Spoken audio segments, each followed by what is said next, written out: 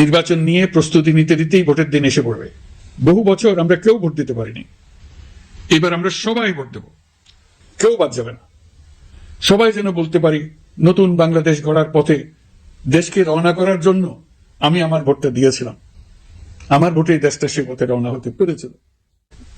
দীর্ঘমেয়াদী সংস্কার কাজ বাস্তবায়নের লক্ষ্যে আমরা জাতীয় ঐকমত্য কমিশন গঠন করেছিলাম। এই কমিশনে 30টির অধিক রাজনৈতিক দল ও জোট স্বতঃস্ফূর্তভাবে অংশগ্রহণ করেছে, তাদের মতামত দিয়েছে। প্রাথমিক পর্যায়ে ঐকমত্য কমিশন 166টি সুপারিশ নিয়ে 30টির বেশি রাজনৈতিক দলের সঙ্গে প্রায় 2 মাস ধরে দলগত ও জোটগতভাবে আলোচনা করেছিল। এই প্রক্রিয়ায় যেসব বিষয়ে রাজনৈতিক দলগুলোর মধ্যে ঐকমত্য প্রতিষ্ঠিত হয়েছিল সেগুলো বাদ দিয়ে কমিশনের পক্ষ থেকে 19টি মৌলিক সংস্কারের বিষয় চিহ্নিত করা হয়। দ্বিতীয় পর্যায়ে 23 দিন ধরে আলোচনা শেষে 19টি বিষয়ের বেশিরভাগ ক্ষেত্রেই ঐকমত্য প্রতিষ্ঠা করা সম্ভব হয়েছে, যদিও কয়েকটি ক্ষেত্রে কিছু কিছু রাজনৈতিক দলের নোট অফ ডিসেন্ট হয়েছে। সংস্কারের ক্ষেত্রে আমরা আমাদের লক্ষ্যে পৌঁছাতে পেরেছি। ঐকমত্য কমিশনের পরিচালনায় দেশের সকল রাজনৈতিক দল প্রতিনিয়ত আলোচনার ভিত্তিতে জুলাই সনদ চূড়ান্ত হওয়ার পর্যায়ে এসছে। জুলাই সনদ একটি ঐতিহাসিক অর্জন। এটা শুধু আমাদের রাজনৈতিক ইতিহাসে নয়, বৃহত্তর পরিমণ্ডলের রাজনৈতিক ইতিহাসেও স্মরণীয় হয়ে থাকবে। দলিল তো স্মরণীয় হয়ে থাকবেই, এটা রচনার প্রক্রিয়াও স্মরণীয় হয়ে থাকবে। এই দলিল প্রণয়নের জন্য আমি সকল রাজনৈতিক দলের নেতৃবৃন্দকে এবং ঐকমত্য কমিশনের সদস্যবৃন্দকে, বিশেষ করে এই উদ্যোগের নেতৃত্ব দানকারী প্রফেসর আলী রিয়াজকে জাতির পক্ষ থেকে অশেষ কৃতজ্ঞতা ও ধন্যবাদ জানাচ্ছি। রাজনৈতিক দলের প্রতিনিধিরা অত্যন্ত সৌহার্দ্যপূর্ণ পরিবেশে আলোচনায় অংশ নিয়েছেন। মতপার্থক্য থাকা সত্ত্বেও সকল রাজনৈতিক দলের মধ্যে ঐকমত্য তৈরির চেষ্টা ছিল। আমরা আশা করছি এই ঐকমত্যের ভিত্তিতে অচিরেই রাজনৈতিক দলগুলি জুলাই সনদে স্বাক্ষর করবে এবং এর বাস্তবায়নেও ঐকমত্যে পৌঁছাবে। জুলাই সনদ বাংলাদেশে সুষ্ঠুভাবে ক্ষমতা হস্তান্তর, জবাবদিহিমূলক রাষ্ট্রীয় প্রতিষ্ঠানগুলোর স্বাধীনতা ও সক্ষমতা, নাগরিক অধিকারের সত্যিকারের বাস্তবায়ন, রাষ্ট্রীয় সম্পদ ও সামর্থ্যের ব্যবস্থাপনা নিশ্চিত করবে। আমাদেরকে নিশ্চিত করতে হবে ভবিষ্যতের কোন সরকারই যেন আর ফ্যাসিস্ট হয়ে উঠতে না পারে। রাষ্ট্রকে এমনভাবে মেরামত করতে হবে যাতে কখনো কোথাও ফ্যাসিবাদের লক্ষণ পাওয়া গেলেই সেটিকে যেন তাৎক্ষণিকভাবে সেখানেই নির্মূল করা যায়, আর যেন 16 বছরের জন্য অপেক্ষা করতে না হয়, বহু মানুষকে প্রাণ দিতে না হয়, আমাদের যেন আরেকটি গণঅভ্যুত্থানের প্রয়োজন না হয়। জুলাই আগস্টের মানবতা বিরোধী অপরাধ মামলায় বিচার কাজ দৃঢ়ভাবে এগিয়ে চলেছে। বিচারের আনুষ্ঠানিক শুনানি পর্ব শুরু হয়েছে। ইতিহাসের নির্মম হত্যাযজ্ঞে যারা জড়িত তাদের বিচার এদেশের মাটিতে হবেই। বিচার প্রক্রিয়া ও এর ফলাফল ক্রমান্বয়ে মানুষের কাছে প্রকাশিত হতে থাকবে। বিচারের পুরো প্রক্রিয়া দেশবাসীর কাছে স্বচ্ছ ও দৃশ্যমান রাখা হচ্ছে। এবার আমাদের সর্বশেষ দায়িত্ব পালনের পালা, নির্বাচন অনুষ্ঠান। আজ এই মহান দিবসে আপনাদের সামনে এই বক্তব্য রাখার পর থেকেই আমরা আমাদের সর্বশেষ এবং সবচেয়ে গুরুত্বপূর্ণ অধ্যায়ে প্রবেশ করব। আমরা এবার একটা নির্বাচিত সরকারের কাছে দায়িত্ব হস্তান্তরের প্রক্রিয়া শুরু করব। অন্তর্বর্তী সরকারের পক্ষ থেকে আমি প্রধান নির্বাচন কমিশনারের কাছে চিঠি পাঠাবো যেন নির্বাচন কমিশন আগামী রমজানের আগে 2026 সালের ফেব্রুয়ারি মাসে জাতীয় নির্বাচন অনুষ্ঠানের আয়োজন করেন। আপনারা সকলেই দোয়া করবেন যেন সুন্দরভাবে নির্বাচন অনুষ্ঠান করে এদেশের সকল নাগরিক একটি নতুন বাংলাদেশ গড়ার কাজে সফলভাবে এগিয়ে যেতে পারে। আমরা সরকারের পক্ষ থেকে এই নির্বাচন যাতে সুষ্ঠু, শান্তিপূর্ণ এবং উৎসব মুখরভাবে সম্পন্ন করা যায় সেই জন্য সকল প্রকার সাহায্য সহযোগিতা প্রদান করব। এবারের নির্বাচন যেন আনন্দ উৎসবের দিক থেকে, শান্তি শৃঙ্খলার দিক থেকে, ভোটার উপস্থিতির দিক থেকে, সৌহার্দ্য ও আন্তরিকতার দিক থেকে দেশের ইতিহাসে স্মরণীয় হয়ে থাকে। সেই জন্য সকল আয়োজন সম্পন্ন করতে আগামীকাল থেকে আমরা সকলেই মানসিক প্রস্তুতি ও প্রাতিষ্ঠানিক আয়োজন শুরু করব। নির্বাচনে ভোটারদের সম্পর্কে দুই একটা কথা বলতে চাই।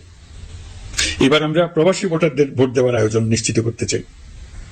অর্থনৈতিক দিক থেকে সম্পূর্ণ বিধ্বস্ত বাংলাদেশ যে আবার দ্রুত ঘুরে দাঁড়াতে পেরেছে তার বড় কারণ হলো আমাদের রেমিটেন্স যোদ্ধাদের ঐতিহাসিক অবদান।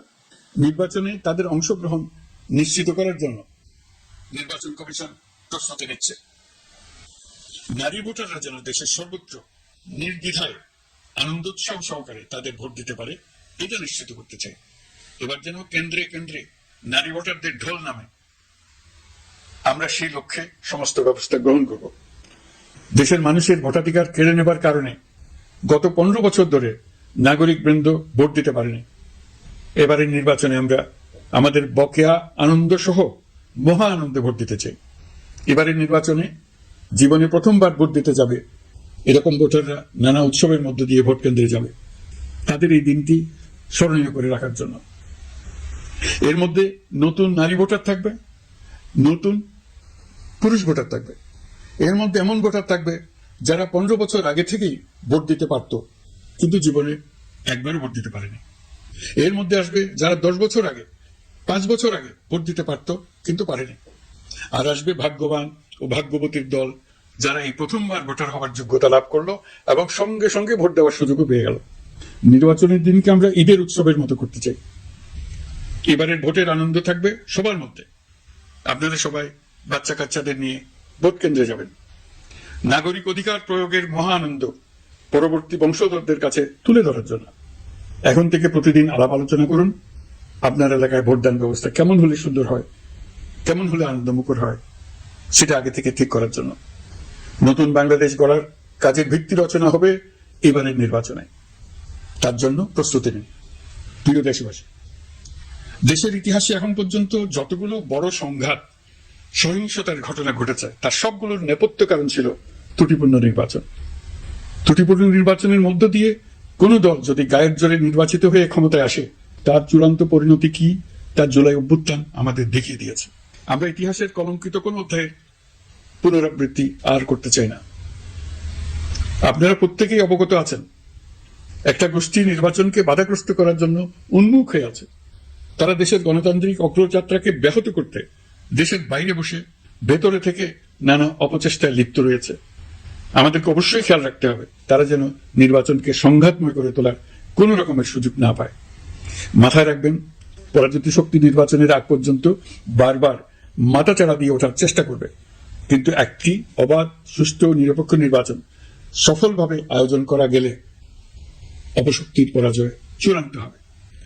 নির্বাচন সংক্রান্ত বিষয়ে প্রতিনিয়ত পরামর্শ নেওয়ার জন্য আমরা প্রযুক্তির সাহায্য নেব। এই জন্য একটি অ্যাপ তৈরির উদ্যোগ নিচ্ছি। দ্রুত এই অ্যাপটি চালু হবে। আপনারা আপনাদের সকল পরামর্শ, সকল মতামত, সকল আশঙ্কা এবং উদ্যোগের কথা এই অ্যাপের মাধ্যমে আমাদেরকে জানাবেন। আমরা তার যথাযথ কর্তৃপক্ষকে জানিয়ে দেব, সমস্যা সমাধানের জন্য ব্যবস্থা নেব। রাজনৈতিক দলগুলোর প্রতি আমার আহ্বান থাকবে, আপনাদের নির্বাচনী ইশতেহারে, আপনাদের প্রতিশ্রুতি, প্রতিজ্ঞা, পরিকল্পনায় কোনো কিছুতেই যেন তরুণরা বাদ না পড়ে, নারীরা বাদ না পড়ে। মনে রাখবেন, যে তরুণ তরুণীরা বাংলাদেশকে বদলে দিয়েছে তারা বিশ্বকেও বদলে দেওয়ার ক্ষমতা রাখে। আপনার দল থেকে তাদেরকে সেই সুযোগ দেওয়ার উদ্যোগ নেন। আগামী নির্বাচনে সবাই নিরাপদে যার যার পছন্দের প্রার্থীকে ভোট দেবে, এটা নিয়ে কারো কোনো আপত্তির সুযোগ রাখা যাবে না। আমরা সবাই সবার পছন্দের প্রতি সম্মান দেখাবো, এটাই হোক আমাদের প্রতিজ্ঞা। প্রিয় দেশবাসী, আপনারা জানেন সরকার দায়িত্ব গ্রহণের পরপরই দেশের দক্ষিণ ও উত্তরাঞ্চলে যে ভয়াবহ বন্যা পরিস্থিতি তৈরি হয়েছিল তা ফসল উৎপাদনে ব্যাপক ক্ষতি সাধন করেছে। এর ফলে নিত্য প্রয়োজনীয় পণ্যের মূল্য বৃদ্ধির আশঙ্কা হয়েছিল। তবে সংশ্লিষ্ট প্রতিষ্ঠান ও কর্তৃপক্ষের যথাযথ পদক্ষেপ, নজরদারি ও সত্যপক্ষের দূরত্ব কমানোর ফলে এটি এড়ানো গেছে। বিশেষ করে এবছরের পবিত্র মাহে রমজান মাস থেকে শুরু করে এখন পর্যন্ত বাজার পরিস্থিতি স্থিতিশীল রয়েছে। মূল্যস্ফীতির নিয়ন্ত্রণ ছিল আমাদের জন্য সবচেয়ে বড় চ্যালেঞ্জ। ভঙ্গুর অর্থনীতি ও বন্যার কারণে খাদ্য মূল্যস্ফীতি হয়েছিল প্রায় 14%। এখন সেটা অর্ধেকে নেমে আসছে। আমরা আশা করছি ডিসেম্বরের মধ্যে এটা 6% নেমে আসবে। এই জুন মাসে দেশের সার্বিক মূল্যস্ফীতি কমে 8.48% হয়েছে, যা বিগত 35 মাসের মধ্যে সর্বনিম্ন। এই নিয়ে 4 মাস ধরে সার্বিক মূল্যস্ফীতি ক্রমান্বয়ে কমেছে। বর্তমান অন্তর্বর্তীকালীন সরকারের প্রতি প্রবাসীদের অসীম আস্থার ফলে মুদ্রা বাজারে স্থিতিশীলতা ফিরে এসছে। গত অর্থ বছরে ব্যাংকিং চ্যানেলে রেকর্ড $3033 কোটি প্রবাসী আয় দেশে এসছে। রপ্তানি আয়ে প্রায় 9% প্রবৃদ্ধি হয়েছে। এর ফলে টাকা শক্তিশালী হয়েছে, অনেক বছর পর ডলারের বিপরীতে টাকার মান বাড়ছে। গত 11 মাসে বৈদেশিক পাওনাদারদের পাওনা শুধু আসল বাবদ $4 বিলিয়ন, অর্থাৎ $400 কোটি অর্থ পরিশোধ করা হয়েছে, যা এ যাবৎকালের সর্বোচ্চ। আগের বকেয়া আদায় পরিশোধের পরও বৈদেশিক মুদ্রার রিজার্ভ বাড়ছে। আগামীতে এই ধারা বজায় থাকবে বলে আমরা আশা করি। বিদেশি বিনিয়োগ বৃদ্ধিতে বিভিন্ন উদ্যোগ নেওয়ার ফলে এই বছরের প্রথম 3 মাসে বিদেশি বিনিয়োগ এসছে $10.5 কোটি। গত বছরের একই সময়ের তুলনায় এটা দ্বিগুণেরও বেশি। আর অক্টোবর থেকে হিসাব করলে 6 মাসে ফরেন ডাইরেক্ট ইনভেস্টমেন্ট এসছে $16,500 কোটি, যা গত সরকারের আমলের শেষ 6 মাসের তুলনায় দ্বিগুণ। কর্মসংস্থান সৃষ্টি অন্তর্বর্তীকালীন সরকারের অন্যতম বড় লক্ষ্য। সম্প্রতি হংকং ভিত্তিক শিল্প গোষ্ঠী হান্ডা বাংলাদেশের বস্ত্র ও তৈরি পোশাক খাতে $250 মিলিয়ন বিনিয়োগের প্রতিশ্রুতি নিয়ে এসছে, যা এই খাতে চীনা কোনো কোম্পানির একক সর্বোচ্চ বিনিয়োগ। তাদের এই বিনিয়োগের ফলে 25,000 লোকের কর্মসংস্থান হবে। আমরা দৃঢ়ভাবে বিশ্বাস করি হান্ডার এই বিনিয়োগ আরো চীনা কোম্পানিকে এই দেশে বিনিয়োগের জন্য উৎসাহিত করবে। এর মাধ্যমে আমাদের তরুণ তরুণীদের কর্মসংস্থানের পথ খুলবে। গত 16 বছরে দেশ থেকে যে বিপুল পরিমাণ অর্থ পাচার হয়ে গিয়েছে, আমরা সেটা ফিরিয়ে আনার উদ্যোগ নিয়েছি। এই দীর্ঘ আইনি প্রক্রিয়ার জন্য সরকার নামকরা বিদেশি আইনি প্রতিষ্ঠানকে নিয়োগ দিয়েছে। যথাযথ আইনি পদক্ষেপের ফলে বিশ্বের বিভিন্ন দেশে ফেসিবাদী দুর্বৃত্তরা যে অর্থ সম্পদের পাহাড় গড়েছে তার কিছু কিছু ইতিমধ্যে জব্দ হয়েছে। এই কার্যক্রম সঠিকভাবে চালিয়ে যেতে পারলে অল্প সময়ের মধ্যে আরো কিছু ইতিবাচক ফলাফল পাওয়া যাবে বলে আমরা বিশ্বাস করি। দেশের ভেঙে পড়া অর্থনীতিকে মজবুত করতে হলে আমাদের চিন্তায় মৌলিক পরিবর্তন আনতে হবে। আমি বরাবরই বলে এসেছি, এদেশের নদী ও বিশাল সমুদ্র আমাদের মূল্যবান সম্পদ। আমরা এই সম্পদকে কাজে লাগিয়ে সমান্তরালভাবে পানিভিত্তিক অর্থনীতি গড়ে তুলতে চাই। আমরা প্রায় ভুলে যাই যে বঙ্গোপসাগরের একটা অংশ আমাদের দেশ। এর পরিমাণ আমাদের মোট জমির পরিমাণের চাইতে বেশি। আমরা প্রায় সবসময় জমিভিত্তিক আমাদের অর্ধেক দেশ নিয়ে মাথা কামাই, বাকি পানিভিত্তিক অর্ধেক দেশকে হিসাবেই ধরি না, কারণ আমরা ওই অংশে বসবাস করি না। আমরা তো হাওর বড়েও বসবাস করি না, তাই বলে তো তাকে হিসাবের বাইরে রাখি না। এখন থেকে আমাদের অংশের বঙ্গোপসাগরকে আমরা আমাদের দেশের মূল্যবান অংশ, এই কথা সবসময় মাথায় রেখে অগ্রসর হব। এই অংশের পানির উপর দিয়ে দেশ বিদেশের সঙ্গে আমরা বাণিজ্য করব, তার মাধ্যমে আমরা পুরো পৃথিবীকে আমাদের প্রতিবেশী বানাবো। এই পানির মধ্যে আছে অফুরন্ত সম্পদ, মৎস্য সম্পদ, যা প্রতি বছর ফসল দেয়। এই পানির নিচে আছে অফুরন্ত গ্যাস। এই সবকিছুকে নিয়েই প্রতিনিয়ত আমাদের চিন্তা ভাবনাকে চালিত করতে হবে। বর্তমান সরকার চট্টগ্রাম বন্দর ব্যবস্থাপনাকে নতুন করে সাজানোর উদ্যোগ নিয়েছে। সরকার সম্প্রতি বাংলাদেশ নৌবাহিনী পরিচালিত ড্রাই ডক লিমিটেডকে new marine terminal container handling এর দায়িত্ব দিয়েছে। তারা কাজ শুরু করা মাত্রই কিছু ইতিবাচক পরিবর্তন এসছে। প্রথম 2 সপ্তাহে দেখা গেছে আগের তুলনায় প্রতিদিন গড়ে 225টি বেশি কন্টেইনার হ্যান্ডলিং হচ্ছে। এই বন্দরকে আধুনিকভাবে গড়ে তোলা গেলে তা শুধু বাংলাদেশের অর্থনীতিতেই ভূমিকা রাখবে না, নেপাল, ভুটান সহ পার্শ্ববর্তী অঞ্চলের অর্থনীতিতে ইতিবাচক ভূমিকা রাখতে সক্ষম হবে। বিনিময়ে তারাও উপকৃত হবে, আমরাও উপকৃত হব। আমাদের উপকূল অঞ্চল অফুরন্ত সম্ভাবনার আধার। কুমিরা থেকে টেকনাফ পর্যন্ত নানা বন্দরের কর্মচাঞ্চল্যে সমগ্র উপকূল অঞ্চলকে দক্ষিণ এশিয়ার একটি গুরুত্বপূর্ণ অর্থনৈতিক প্রাণকেন্দ্র হিসেবে প্রতিষ্ঠা করবে। এই পুরো অঞ্চলে অনেকগুলো শিল্পাঞ্চল গড়ে উঠবে শুধু সমুদ্রের সান্নিধ্য এবং তার ব্যবহারের দক্ষতার কারণে। সমুদ্র, উপকূলীয় অঞ্চলের সম্পদ ও পরিবেশের টেকসই ব্যবহার নিশ্চিত করতে আমাদের বন্ধু দেশগুলোর সঙ্গে আলোচনা শুরু করেছি। তারা উৎসাহ সহকারে সাড়া দিয়েছেন। গভীর সমুদ্রকে আমরা এখনো আমাদের কল্যাণে কাজে লাগাতে পারিনি। একে কেন্দ্র করে আমরা মাছ পালন, আহরণ ও প্রক্রিয়াজাতকরণের শিল্প গড়ে তুলতে কাজ শুরু করেছি। এতে করে লক্ষ লক্ষ মানুষের কর্মসংস্থান হবে, আমাদের অর্থনীতি নতুন শক্তিতে বলীয়ান হবে। প্রিয় দেশবাসী, প্রবাসী বাংলাদেশিদের জন্য ভিসা সংক্রান্ত জটিলতা দূর করতে আমরা গভীরভাবে কাজ করে যাচ্ছি। বাংলাদেশি নাগরিকদের জন্য আরব আমিরাত পুনরায় ভিসা চালু করেছে। মালয়েশিয়া কর্তৃপক্ষ বাংলাদেশি কর্মীদের জন্য প্রথমবারের মতো মাল্টিপল এন্ট্রি ভিসা চালু করেছে। অন্যান্য দেশের সঙ্গেও ভিসা জটিলতা কিভাবে কমিয়ে আনা যায় এই নিয়ে আমরা কাজ করে যাচ্ছি। আগামী 5 বছরে জাপানে অন্তত 1 লক্ষ বাংলাদেশি তরুণদের পাঠানোর প্রস্তুতি শুরু করেছে। তরুণদের সেখানে পাঠানোর জন্য বিশেষ প্রশিক্ষণ, অন্যান্য ব্যবস্থাও আমরা নিতে শুরু করেছি। এর পাশাপাশি আমরা ইতালি, দক্ষিণ কোরিয়া, সার্বিয়া সহ বিভিন্ন দেশে দক্ষ কর্মীদের পাঠানোর উদ্যোগ নিয়েছে। সৌদি আরব, জর্ডান, ওমান সহ বিভিন্ন দেশে নথিপত্রের কারণে যে প্রবাসীরা ইরেগুলার হয়ে গিয়েছিলেন তাদেরকে রেগুলারাইজ করার জন্য ব্যবস্থা নিয়েছে। আমরা বিভিন্ন দেশের সঙ্গে বিদ্যমান চুক্তিগুলোকে পর্যালোচনা করে দেখছি যাতে আমাদের প্রবাসী ভাই বোনদের জন্য সেগুলো স্বস্তিদায়ক হয়। দেশে এবং দেশের বাইরে বাংলাদেশের নাগরিকরা যে যেখানে অবস্থান করছে তারা যাতে সব ধরনের নাগরিক সুবিধা পান, আমরা সেই বিষয়ে উদ্যোগ নিয়েছি। চলতি বছর আমাদের নানা উদ্যোগের ফলে প্রায় 87,000 বাংলাদেশি সুষ্ঠুভাবে হজ পালন করতে পেরেছেন। হজের ব্যয় অন্যান্য বছরের তুলনায় আমরা কমিয়ে আনতে পেরেছি। হাজিরা যাতে নির্বিঘ্নে হজ সম্পন্ন করতে পারে সেজন্য লাব্বায়েক নামে অ্যাপ চালু করেছে, যার মাধ্যমে ঘরে বসেই হাজিদের আত্মীয় স্বজন, পরিবার পরিজন তাদের অবস্থান প্রতি মুহূর্তে জানতে পেরেছেন। এই বছর দক্ষিণ এশিয়ার অন্যান্য দেশগুলোতেও আমাদের হজ ব্যবস্থাপনা প্রশংসিত হয়েছে। আগামী বছরের হজ ব্যবস্থাপনা যেন আরো নির্বিঘ্নে সম্পন্ন করা যায় সেজন্য মন্ত্রণালয় এখন থেকেই প্রস্তুতি নিতে শুরু করেছে। প্রিয় দেশবাসী, জুলাই গণঅভ্যুত্থানে তরুণ শিক্ষার্থীদের পাশে ঢাল হয়ে দাঁড়িয়েছিলেন আমাদের বাবা মা ও শিক্ষকরা। আমাদের বাবা মায়েরা তাদের সন্তানকে বহু কষ্টে বড় করে বিশ্ববিদ্যালয়ে পাঠায়। লেখাপড়া শেষ করে অনেক ছাত্র অসুস্থ হয়ে বের হয়। এর কারণ আবাসিক হলের নোংরা পরিবেশ, খাবারের নিম্নমান, তার উপর দলীয় সন্ত্রাসীদের দমন পীড়ন। বিশ্ববিদ্যালয়ে পড়াশোনার পরিবর্তে শিক্ষার্থীদের জোর করে রাজনৈতিক দলের প্রোগ্রামে নিয়ে যাওয়া হতো। প্রশাসন ও শিক্ষকরা সবই জানতেন, অথচ কেউ এটি থামাতে পারেননি, চেষ্টাও করেননি। কারণ শিক্ষকদের একটি বড় অংশ প্রমোশনের জন্য, সুবিধার জন্য দলীয় রাজনীতিতে জড়িত ছিলেন, নিপীড়কের ভূমিকা ছিলেন। প্রতিটি বিশ্ববিদ্যালয়ের আবাসিক হলগুলোতে দলীয় সন্ত্রাসীদের নিয়ন্ত্রণ আর অমানসিক নির্যাতন চলত। সেখানে গড়ে তোলা হয়েছিল টর্চার সেল। অন্তর্বর্তী সরকার প্রতিশ্রুতিবদ্ধ যে আমরা আর কখনো শিক্ষা প্রতিষ্ঠানগুলোকে এমন কোন রাজনীতি দ্বারা কলুষিত হতে দেব না যা পড়াশোনার পরিবেশ নষ্ট করে, তরুণদের জীবন ধ্বংস করে। বাবা মায়েদের যেন সন্তানকে বিশ্ববিদ্যালয়ে পড়তে পাঠিয়ে আর কখনো শঙ্কায় থাকতে না হয়। বর্তমান সরকার দায়িত্ব গ্রহণের পরপরই শিক্ষা ব্যবস্থার উন্নতির জন্য ধারাবাহিকভাবে পরামর্শ কমিটির সঙ্গে বৈঠক করেছে, বিভিন্ন উদ্যোগ হাতে নিয়েছে। বিদ্যালয়গুলোতে শিক্ষার মান কিভাবে বাড়ানো যায় সে বিষয়ে বিভিন্ন উদ্যোগ নেওয়া হচ্ছে। সরকার কিছুদিন আগে সারা দেশের সরকারি প্রাথমিক বিদ্যালয়ের সব প্রধান শিক্ষকের বেতনের গ্রেড এক ধাপ বাড়িয়ে 10ম গ্রেড করার সিদ্ধান্ত নিয়েছে। এটি একটি যুগান্তকারী সিদ্ধান্ত।